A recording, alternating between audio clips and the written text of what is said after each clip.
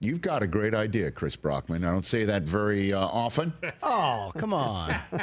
Well, but it's true. And, I think this is actually a home run. So and before you get to it, yeah. From what I've been told, a very, very, very warm place would have to freeze over before a team in the NFL agrees to do an offseason Hard Knocks again. This is what I've been told from all 32 teams. There you go. That's his answer to that. Yes. But it was a great show, and I still do not believe. I still believe in the theory of how they handled it. To explain why you're doing it, the results were not. It could not have been less favorable in terms of Saquon not only getting paid, but having a record season and winning the Super Bowl. It's the worst case outcome. That is outcome-based analysis. Yes. And if Saquon had gotten dinged up in week 2 and they had explained it, I mean, they were always going to be subject to this. This is beyond anything that they could have feared. The Giants you're referring to. The Giants. Okay. But I still will say I don't have a problem with them doing this show. I thought it was better to explain the thinking behind an unpopular move and explain the cap and the way that you have to think about roster management. Mm-hmm. I thought it was fantastic. I thought it was very educational. It's just the worst case outcome. It was the best Hard Knocks we've ever had. But Chris is Chris is going to save it. So I was thinking that today. This is a great idea. You want to save off-season Hard Knocks, and this would be the ultimate flex. The Eagles should volunteer to do it and say, this is how it's done. You want to see how an elite front office operates and builds a team? Watch us. I like it. I don't see them doing it, but I like it. But wouldn't Howie Roseman kind of want to spike the football? No. Yeah. Just a little part of him would love people to see just why he's so damn great. I wouldn't want that. I think that the results are the two Lombardi trophies with two totally different teams. And I totally get that. I don't know that he needs the... I know. He doesn't need it. I understand he doesn't need it. But it is a flex, and you get it over the Giants again. Part of me would be like, yeah, you saw last year from our counterparts how not to make the right decisions. Yeah. Let us show you how we make our decisions here in Philadelphia. But again, was it? I'm not even going to say it. I'm not even going to say it. Out of here. I don't want to be a meme. I don't need this on social media. What? Go, please. The reasoning behind it was, and again, this speaks to the flaws they have in terms of the roster that they've built. Right? The Giants. So this is not saying like they're geniuses on this. But the theory was Saquon was not going to have that type of season with the Giants. They had tried to pay him on multiple occasions. Okay, he didn't get, this is one of the misconceptions, he didn't get like a bunch more money from the Eagles. The Giants' offer to him was one of them. They made 3 runs at it. The Giants' offer to him was like not that far off. The structure was a little bit different from the Eagles, but it was basically the same money. The Giants' thinking was, we're just not going to be this team with Saquon. It's not going to be worth it to us. So let's get the line right, because we haven't done it. Let's draft Tyrone Tracy, who ran for 1,000 yards this year, and let's build it in a different way. It all goes back. We've discussed this many times. They didn't get it done and paid Daniel Jones because they franchise tagged Saquon. Had they been able to get it done with Saquon turned down a very similar deal to what he got from the Eagles the previous year from the Giants. He turned that down. They thought they were going to get the deal done. Then they had to tag Saquon because they weren't going to let him out, which meant they couldn't tag Daniel Jones, who had just led them to the playoffs, and they weren't going to let go. So they paid Daniel Jones and basically gave him 2 years of money instead of 1 year of money. So if Saquon had said, by the way, we're back on the radio network, Tom Pelissero here. Saquon had said back 2 years ago, yes, to what the Giants were offering. What happens? Saquon, he's still a Giant right now. He never becomes an Eagle. Right? He never becomes an Eagle.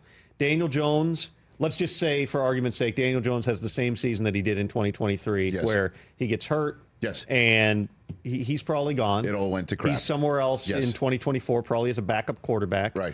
The Giants then, I mean, depending what pick they have, are they drafting a quarterback? I mean, they were number 6 pick last year. Well, they didn't like J.J. McCarthy enough or Penix enough to the point where they're like, let's go Malik Neighbors.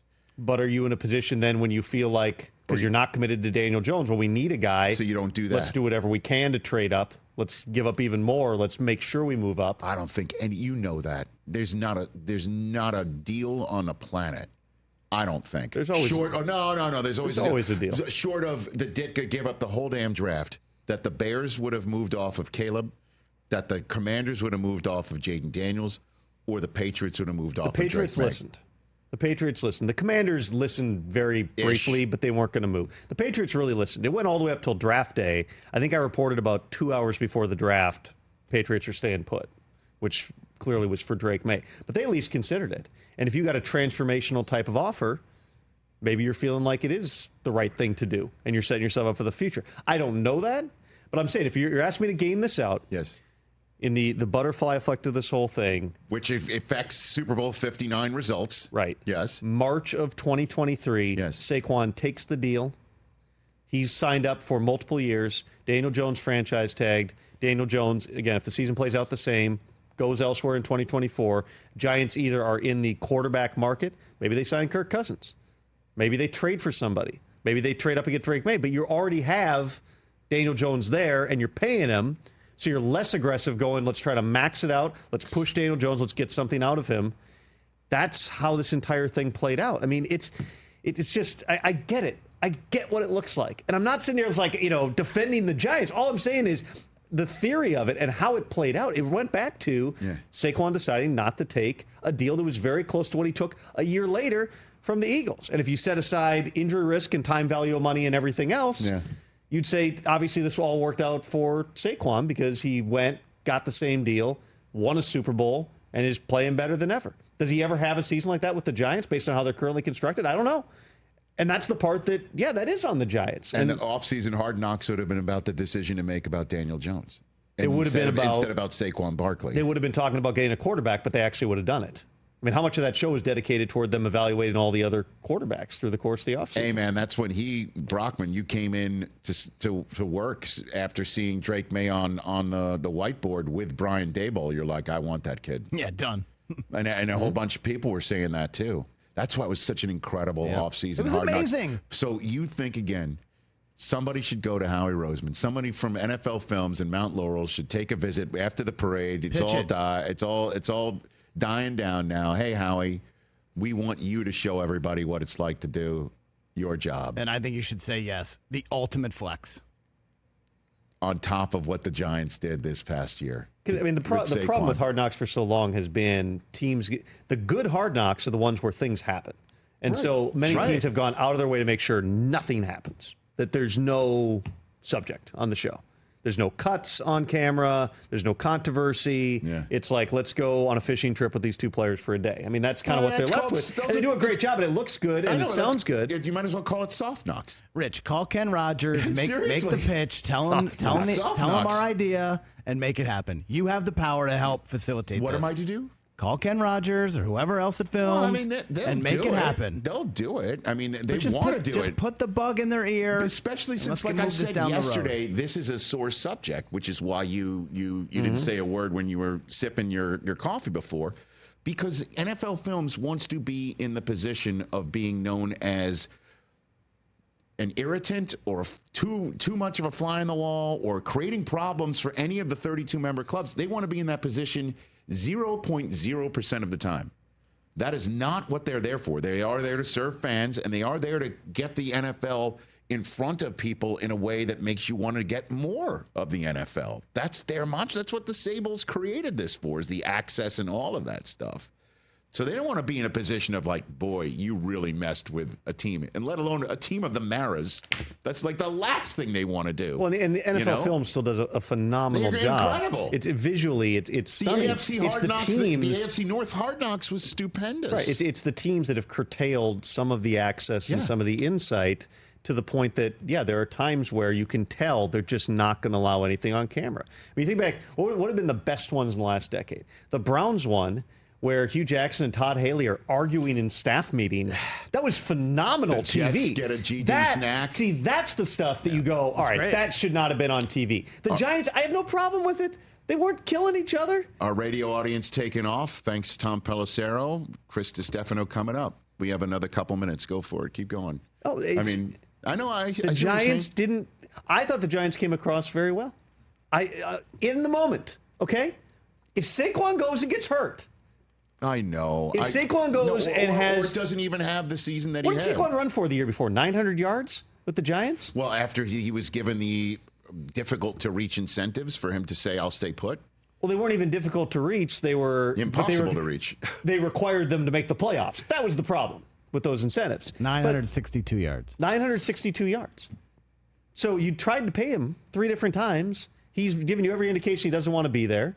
They've got a deal done with the Eagles. And you go, we're gonna invest our resources elsewhere. The Vikings did it. How many people laughed at the Vikings last year? Because you let Kirk Cousins go, you're paying Sam Darnold? Go back and read. Me and Ian broke the Sam Darnold signing at 1 in the morning on the first or second day of free agency. If you go back to that post from the NFL, every comment is just laughing. What a joke the Vikings are. How in the world could they do this? Not only did it work out, which again, that's outcome-based analysis, but it also was, we could pay Kirk $45 million a year to match what the Falcons are doing, or $40 million a year, or we can pay 10 to Darnold, but then also go get Jonathan Grenard and Blake Cashman and Andrew Van Ginkel and Aaron Jones and draft a guy. That's how teams think of it. You don't always get the outcome that you want, but if the thought process is right, which again, we can argue that under the Giants, but at least there was a thinking, and they tried to explain it. This is such an unpopular decision with our fans, with our owner, with talk radio. We're going to explain how we got here. We're going to explain how this thing actually works. I thought that part of it was great. This was just absolutely, whatever the worst case scenario was, this was well below it. It was. You're not wrong. Catch the Rich Eisen Show every single day on the Roku channel, 12 to 3 Eastern, for free.